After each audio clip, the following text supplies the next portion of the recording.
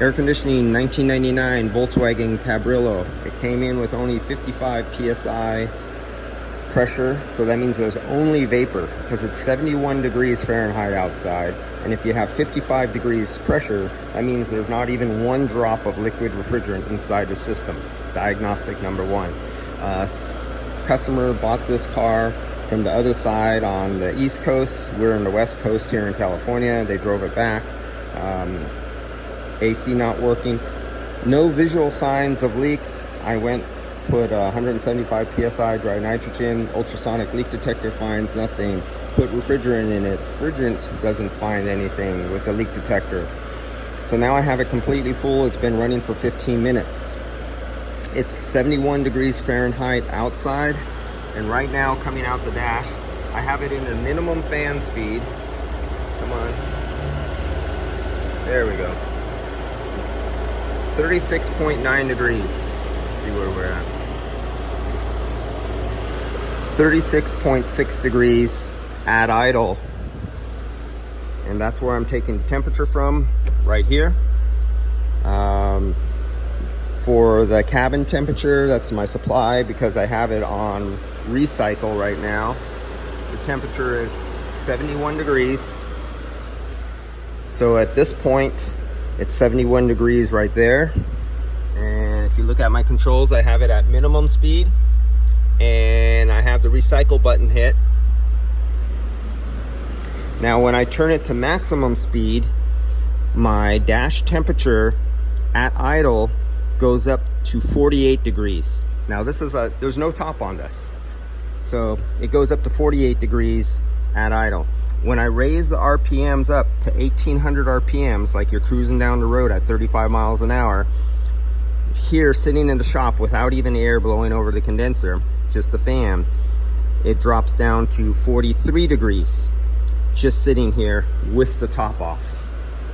And right now, I'm waiting to find the lowest temperature where the compressor kicks out. So if we come up, you know, you want to make sure that it doesn't freeze up or anything. If you look down here, see that shiny pipe right there? That's water forming on the pipe. There's no ice, it's just water. And I'm making sure it doesn't freeze up, like as if there's a stuck switch, a sensor out of calibration or something out like that. And I want to document what the absolute minimum temperature out the dash. This feels really nice. What are we at? 36 degrees out the dash. Feels really nice. Let's up the RPMs here a little bit, and I want to see where the clutch kicks off at. So we're going to use our ears, and we are going to watch this temperature, and I'm going to raise the RPMs. Right now we're at about 750 RPMs, and I'm going to take it to about 1000 RPMs, and I'm going to see if that's enough to lower the temperature to where the clutch kicks out. So let me touch the throttle. My foot's on the throttle. I'm going to go up just a little bit. That's it. Come on. I don't want to go too much, because I want to find that. Come on.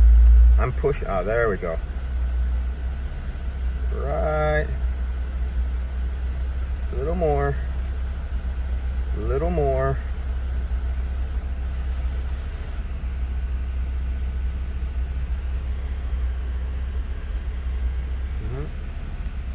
I'm trying to find, because if you go too high on your RPMs, you could kick off the compressor too fast. And I don't want to do that. I just want to slowly lower the pressure. This is a mechanical compressor. This is a fixed piston compressor. This is not variable displacement. There's no fancy stuff going on here. Okay, let's go a little higher. Now we're at 1300 RPMs.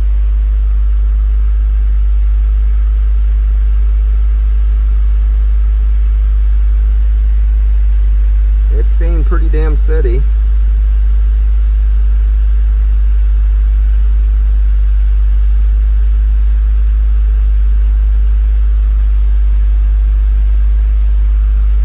Oh, and I also recorded Oh, there it goes. There's the temperatures going off. I think I just heard the clutch kick out. Let's look over at the pressures. So right there, 36, and we're going up right there, 37, and my RPMs are still up. Let's go back over to the pressures. I'm down to 134. Okay, well, we're still on.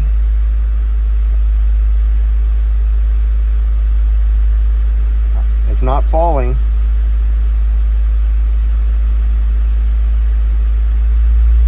Go a little bit more. Now I'm 1900 RPMs.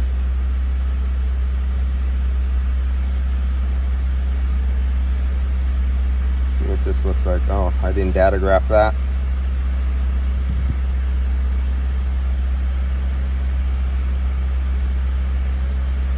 $37.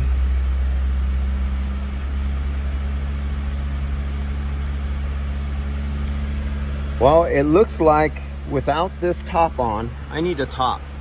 So what I need to do is have the top on, bring the interior, because the interior is at 71 degrees in here.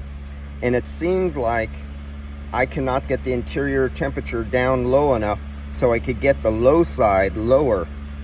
And because I'm trying to find a compressor cutout, and even with me on minimum speed with a higher RPM, I'm not getting this clutch to cut out.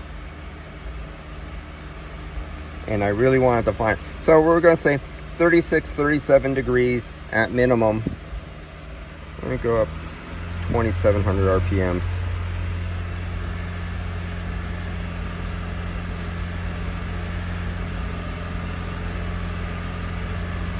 Suction side, high side.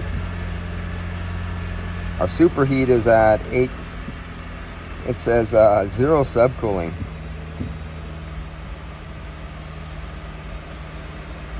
That can't be right. I have 800 grams in here. This system calls for 800 grams. So this is one steady temperature. I'm gonna up the temperature now. So our fan speed, so let's go to number 4, maximum. We're at maximum. And because I only wanna take the temperature inside here and recirculate it, I have the hood up and the temperature is 100 and some degrees. I did not wanna load it up yet with the outside temperature coming out through the crowl, because you see I still have it on recycle. So 44 degrees.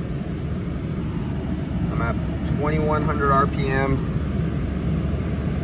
So now let's take it off recycle. Now we're gonna grab the hot air that's coming through the condenser. It's getting heated up. It's going through the radiator, it's getting hotter. Then it's going over the exhaust manifold. Then it's coming up through this opening right here and getting sucked down. So let's turn off the, let's get this all into play here. Let's look at everything.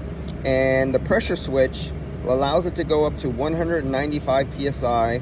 The pressure switch engages the fans. The fans take it down to about 160 PSI and the fans shut off. And so between about 165, 195 is where the fans turn on and off, on and off. They cycle right there. So we're checking fan operation and its cycle point of the pressure switch to induce the fan on. So let's take right now, 1, 2, boom. Now we're gonna take in the hot outside air. You're gonna see this high side start to climb. You're gonna start seeing the supply right here. You're gonna see that temperature start to climb, because now we're taking in air temperature that's over 100 degrees. Yep, there you go. It's going up 44 to 47. It's doing pretty good on the high side for taking in 100-degree air over the evaporator. It is climbing though. We are at almost 2,100 RPMs.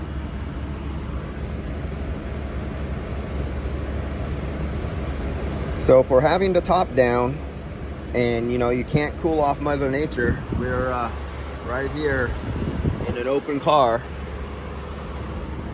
and it's holding its own. Having this air blowing on you, actually she needs to adjust her ducts, her thing's broken, but having the air blowing on you feels really nice. And if she had the top off and she wants really cold air, but just a little bit, she can turn it down to minimum and it goes down to 36, 37 degrees. So yeah, I think the customer can live with this. And you see our high side here, because we're taking in the hot air over the radiator, the engine, and it's being sucked in right there, and it's over 100 degrees, and we're getting 50 degrees out the dash. So yep, we could live with that. Good little stress test. We're definitely open. And you can see here's where I'm taking the return air temperature from here. That's not correct, because I should be taking it out there where it's this is only good for recycle when I'm taking in there from here. All right, that's it on this one. That's all I want to show you. If you want to see, let's go back to minimum speed, recycle, and watch how fast the temperature drops. Because what we did was you just got rid of the hot outside air, and now we're taking the air from in the car. We're recycle, and I dropped the fan speed down to 1.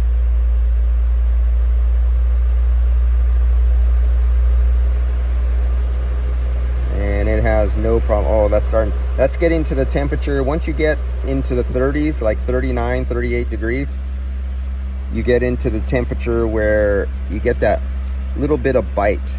We call it the pain factor. When your hands are in the airstream and the air is pointing over your knuckles, and it gets so cold where it starts to hurt the skin, then you know you got a good temperature. I like that. That's my favorite temperature. I like to sleep in temperatures like that.